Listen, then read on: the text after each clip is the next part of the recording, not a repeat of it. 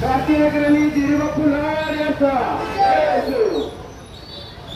भ्रष्ट अधिकाऱ्यांचा तहसीलदार कार्यालयातील भ्रष्ट अधिकाऱ्यांचा शेतकऱ्यांना 100 रुपयांची मागणी करणाऱ्या भ्रष्ट अधिकाऱ्यांचा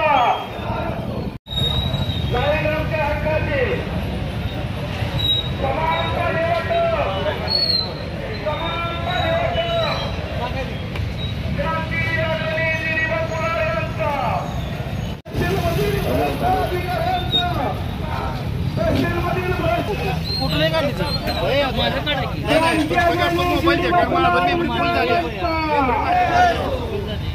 भ्रष्ट तहसीलदार कार्यालयातील कर्मचाऱ्यांचा भ्रष्ट तहसीलदार कार्यालयातील कर्मचारी देशाला स्वातंत्र्य मिळवून दिलेले नाना पाटील, क्रांतिश्री नाना पाटील, क्रांतिश्री जी.डी. बापू यांना वंदन करून आणि आज या कार्यक्रमाला आपण आलेले सर्व म्हणजे संघर्षमय योद्धे यांनाही वंदन करून आपलं जे काय गायरान आहे, गायरान म्हणजे काय की लोकांच्या अडचणी, लोकांचे प्रश्न काय आहेत ते आपण शासन दरबारी मांडतोय. शासन म्हणजे कोण तर प्रशासन, आणि या प्रशासनाच्या दोन तालुक्याच्या प्रमुखांच्या समोर आपण आपलं गायरान मांडण्यासाठी आलो आहोत. आज देशाला स्वातंत्र्य मिळून 75 वर्ष पूर्ण झाली आणि त्याचा डोलारा पेटवला जात आहे 75 वर्ष पूर्ण झाली म्हणून.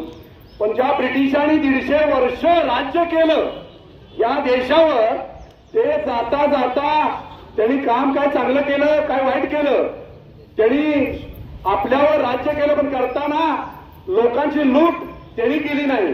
पण त्याने एक जाताना ठेवून गेले, ते एक शब्द ठेवून गेले, साहेब. आणि हा साहेब या राज्यात देशात आलाय, तो साहेब प्रशासनात आहे, तो साहेब शासनात आहे. आणि तो पांढरा हत्ती पोचवला गेलाय, तो एवढा प्रमाणात भ्रष्टाचार करतोय. आज आम्हाला या भ्रष्ट अधिकाऱ्यांच्या विरोधात या इथं मोर्चा आणावा लागला. आज अगदी शिपायापासून सचिवालयापर्यंत आणि सरपंचापासून मुख्यमंत्र्यापर्यंत भ्रष्टाचारांची कुराणं तयार झालेली आहेत. आज नुसता भ्रष्टाचार प्रशासन लेवलला होत नाही. कारण तुम्हाला आज सांगू इच्छितो की यांच्यावर आपण लाठी हल्ला करतोय, मारतोय, म्हणजे साप सापण भुई धोपटतोय, तसं या अधिकाऱ्यांच्या बदल्या करताना 50,000, 1 कोटी, 2 कोटी, 4 कोटी असा सचिवालयात मंत्रालयात मोजमाप करावं लागतंय. जिथं ज्या खात्याचा प्रमुख जिथं पैसा जास्त आहे तिथं आकडेवारी जास्त आहे. आणि ही जोपर्यंत थांबत नाही तेव्हा ही भ्रष्टाचाराची खेळ थांबणार नाही. आणि माझी प्रशासनाबरोबर शासनाला जाहीर विनंती आहे, आपला भ्रष्टाचार आपल्या लेवलचा थांबवा. कारण अनेक वर्ष, 1.5 वर्षात हे पांढरे हत्ती पोहोचवले गेले आणि ते पांढरे हत्ती एवढे मोठे झाले की आमच्या गाडीला कार्यकर्त्याच्या पेट्रोल नाही गाडी, आणि नेत्यांच्या आणि अधिकाऱ्यांच्या गाड्या कुठल्या गाड्या, फॉर्च्युनर गाड्या, त्यांचं काय म्हणजे दिवाळी चाललंय सर्वसामान्यांचं. आमच्या या आज कडेगाव तालुक्यामध्ये 4 ते 5 तलाठी लाच घेताना सापडले, 2 सर्कल त्या पनुसमध्ये सापडले, 1 नायब तहसीलदार प्रांतगालात सापडतो. अरे काय भ्रष्टाचार, भ्रष्टाचार, किती मोठा भ्रष्टाचार, यांना लाजा वाटत नाही. आज मोर्चा आणला, उद्या विसरून जातील, परंतु नीतिमत्ता कधी कुणाला सोडत नाही. तर माझी शासनाला आणि प्रशासनाला विनंती आहे, भ्रष्टाचार थांबवा आणि सर्वसामान्यांची कामं करा. आज आमचा प्रत्येक माणूस इथं आल्यानंतर त्याची अवस्था काय आहे. आमच्या 3 वर्षापूर्वी या कडेगाव तालुक्यामध्ये शैलजा पाटील तहसीलदार होत्या. त्यांनी या इथून वाळू कुठे नेली, कोल्हापूरला, आणि तिथं 2 कोटीचा बंगला बांधला. अरे वाळू आमच्या सर्वसामान्यांच्या ह्याच्यावर केस घालताय, लाजा वाटतात का तुम्हाला?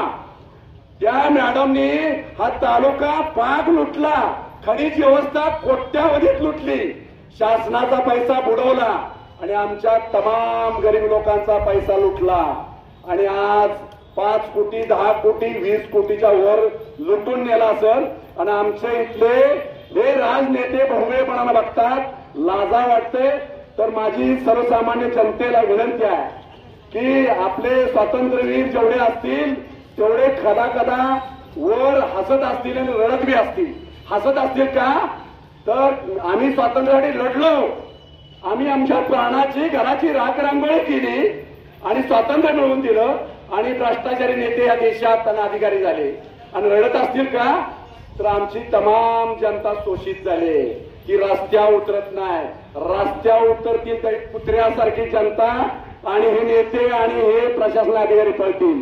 कारण आपल्या हक्कानं बाबासाहेब आंबेडकरांनी लोकांच्यासाठी चालवण्यासाठी लोकशाही दिली. लोकांसाठी चालवणारा मार्ग म्हणजे लोकशाही आणि आपल्याकडे ती पॉवर आहे. तर आपण तेवढ्या पॉवरचा वापर करावा आणि प्रशासनानं सर्वसामान्य गोष्टीकडे लक्ष द्यावं, अन्यथा आम्हाला पुढे तीव्र आंदोलन करावं लागलं याची दक्षता घ्यावी. जय हिंद, जय महाराष्ट्र, जय महाराष्ट्र.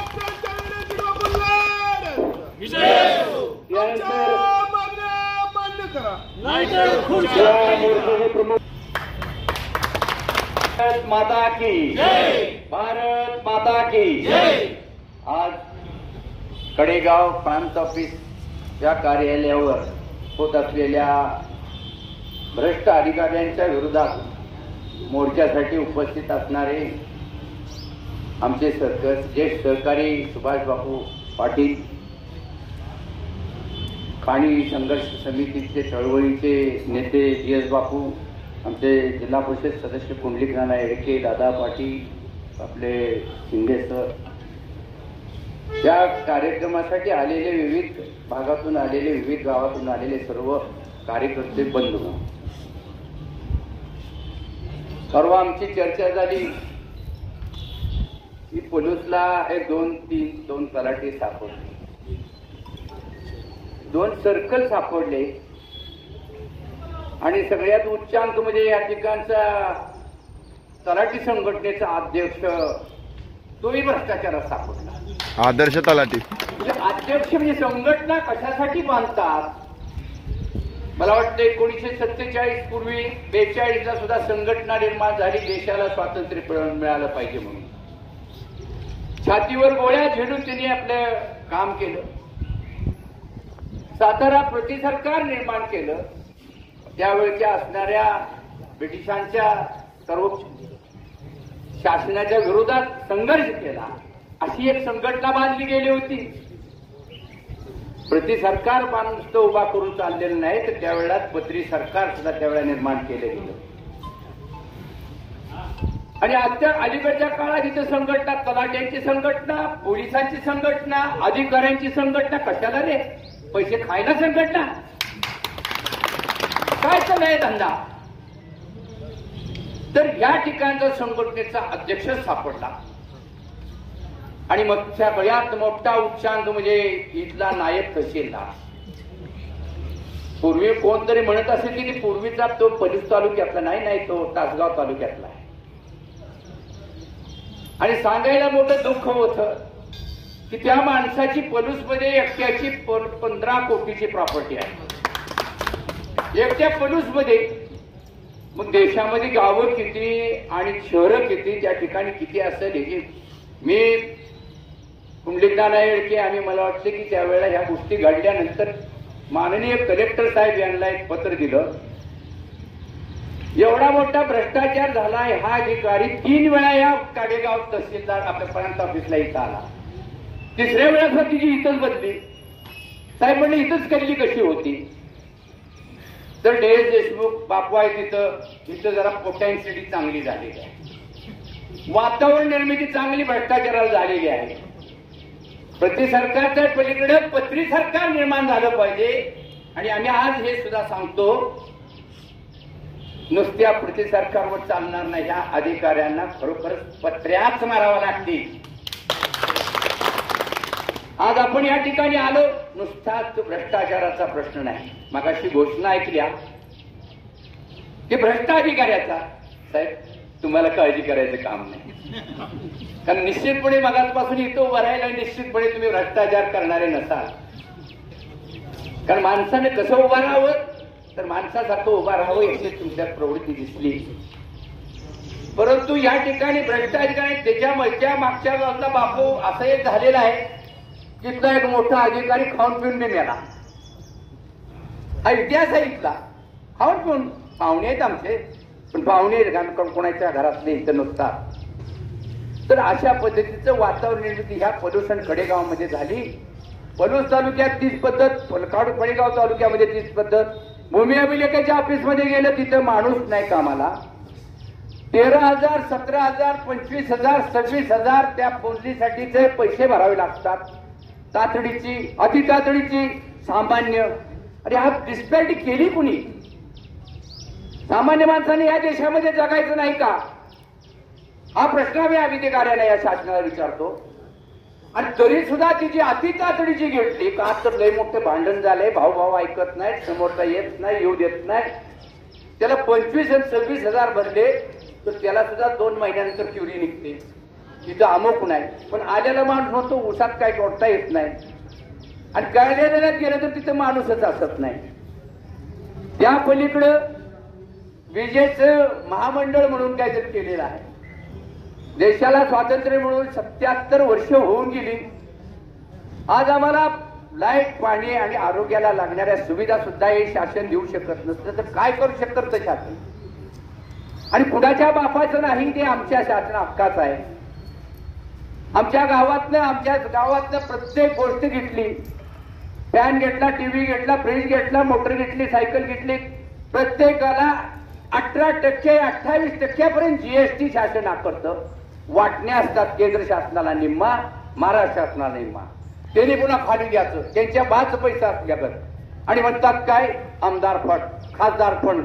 अरे कसला आमदार फंड आणि खासदार फंड? इथं लोकांना वाटताना तुम्ही तुमच्या नावाचे पैसे वाटतात. खरं त्यांचं नाव नसते, स्थानिक विकास निधी म्हणून नाव असतं, पण त्यांना आपण का देतो कुणाच ठाऊक? पैसे आमचेच आणि आम्हाला देताना आणखी या गोष्टी आहेत. आणि एवढा पैसा घेऊन सुद्धा आम्हाला सुद्धा वाटतं की एखादी गाडी घ्यावी, 4 चाकी गाडी घ्यावी. त्याला सुद्धा आम्ही 28% पर्यंत जीएसटी भरतो आणि त्याला रोड टॅक्स भरतो, सगळा टॅक्स भरतो. आणि इथं रस्त्यावर आलं की टोल टॅक्स आहे. एकडला महामार्ग झाला म्हणे. तुम्हाला कोणी सांगितलं होतं का महामार्ग करा म्हणून? आमची माणसं जात येते तितकी. मोठ्यांच्या गाड्या भरधाव वेगाने धावायला लागल्या. कोण मेलं हे कळत नाही. दिवसाकाठी एक का दुसरा ऍक्सिडेंट या भागामध्ये, प्रत्येक भागामध्ये व्हायला लागलाय. आणि झालेले रस्ते इतके निकृष्ट दर्जाचे झाले. कॉन्क्रीटचा रस्ता उकडतो की आता आपल्याला एक नवीन प्रात्यक्षिक बघायला मिळतं. त्याच्यापेक्षा ब्रिटिशांनी एक रस्ता केला होता, तो 50 वर्ष त्याला काय झाला नव्हता. आणि इथं 5 वर्ष नव्हे 2 वर्ष व्हायच्या अगोदर रस्ते उकडले गेले. एका वर्षात उकडले गेले. आणि ते तिथं त्याच्या शासनाचे एक थडगं उभा केले टोलला. आणि मला वाटतं की बापू ह्या बाबतीत सुद्धा संघर्ष करावा लागेल. आमच्या शेतकऱ्याला इकडे तिकडे जायला सुद्धा तुम्ही जर टॅक्स घेणार असाल तर आम्ही होऊ घेणार नाही. अशा पद्धतीचं आपण या ठिकाणी वातावरण निर्मिती केली पाहिजे. विजेच्या ऑफिसमध्ये गेलो, परवाच एक शासनानं अजून त्याची इम्प्लिमेंटेशन झालं नाही, जीआर आला नाही. 7.5 HP पर्यंत आपणारा वीज मला वाटतं माफ केलेलं आहे. माफ केले म्हणे. आणि आपण कार्यालयात गेलो मी परवा, त्यांना विचारलं ह्याचा काय जीआर आलेला नाही. पण आलाय कशाचा? 30% वीज दर वाढलेल्या घरातल्या विजेचे तुम्हाला आले. मी काढून घ्यायचं अगोदर केलं आणि तुम्हाला द्यायचं अजून काही निश्चित नाही. घोषणा झाली, बहीण आली, माझे दाखले उतारे पाहिजेत, 1500 रुपये मला मिळणार आहेत. कारण आई बापाचे दाखले मिळाल्याशिवाय तिकडे चालत नाही. आणि ते दाखला उतारा न्यायला आली. या जायला सगळ्या खर्च झाला 3,000 रुपये. आणि ते 1500 रुपयेचा पत्ता नाही. चाललंय काय? आणि कार्यालयात कुठल्याही ऑफिसमध्ये गेलं, इथं प्रांत ऑफिसला, तहसीलदार कार्यालयात आणि त्या पलीकडे पाणी पुरवठ्याच्या कार्यालयामध्ये असो, ते भूमी अभिलेखाच्या कार्यालयामध्ये असो आणि पोलीस स्टेशन सुद्धा सेवा देणारी राहिली का हे सुद्धा तपासलं पाहिजे. शिक्षा देणारे पोलीस स्टेशन का निर्माण केले आम्ही? अशा पद्धतीचं वातावरण देशाला स्वातंत्र्य मिळाल्यानंतर आणि 77 वर्षाने निर्माण झाले. बाहेर गेलो, पाणी पिलो तर टॅक्स आहे, संडासला गेलो तर टॅक्स आहे, प्रत्येक गोष्टीवर टॅक्स आहे. या देशामध्ये 5,000 रुपये मिळकतीचं कुटुंब जप्त आहे. त्याला पैसे पुरत नाही, कमी पडतात. 5 लाख रुपये मिळणारं कुटुंब ह्या देशामध्ये आहे महिन्याला, त्यालाही पैसे कमी पडतात. तुमच्या गरजा का वाढवलेत? आणि तोच त्यासाठी तुम्हाला भ्रष्टाचार करायची वेळ आज या ठिकाणी येते आहे. ते सगळं थांबलं पाहिजे. तुम्हाला पगार मिळत नाहीत का? आणि सगळे पगार हे मिळत असताना तुम्ही हा जो कारभार चालवला हे चुकीच्या पद्धतीने चालवलाय. आणि याला कुठेतरी आपण पायबंद घातला पाहिजे. कोणतरी दुसरा करेल, होणार नाही. शासनामध्ये आता असणाऱ्या सर्व पदाधिकाऱ्यांना, तिथल्या आमदारांना, खासदारांना वेळच नाही. गेल्या 5 वर्षामध्ये महाराष्ट्राच्या विधानसभेचा खेळकुंडमा झालेला आहे. सत्तेवरून भांडणं चालले, एकाचे 4 पक्ष, 4चे 6 पक्ष. अरे काय झाले म्हणजे विकास करायला आम्हाला त्या मंत्रिमंडळात जावं लागते. विकास करायला जे विरोधी पक्ष होते, बापू होते, नागनाथ अण्णा होते, बाप्पा होते, ही माणसं तिथं तासन तास लोकांचे प्रश्न मांडत होती. लोकांचे प्रश्न मांडण्यासाठी माणसं राहिलेली नाही, फक्त सत्ता भोगायसाठी माणसं राहिलेली आहेत. असा सुद्धा आम्ही निषेध करतो. इथल्या कारभाराचा आम्ही निषेध करतो. त्या सर्व गोष्टीचा जर इथल्या अधिकाऱ्यांनी जर नाही सुधारणा केली तर आम्हाला तीव्र आंदोलन करावं लागेल. अशा पद्धतीचा तुमच्या सर्वांच्या वतीने मी इशारा देतो. आदित्य साहेब.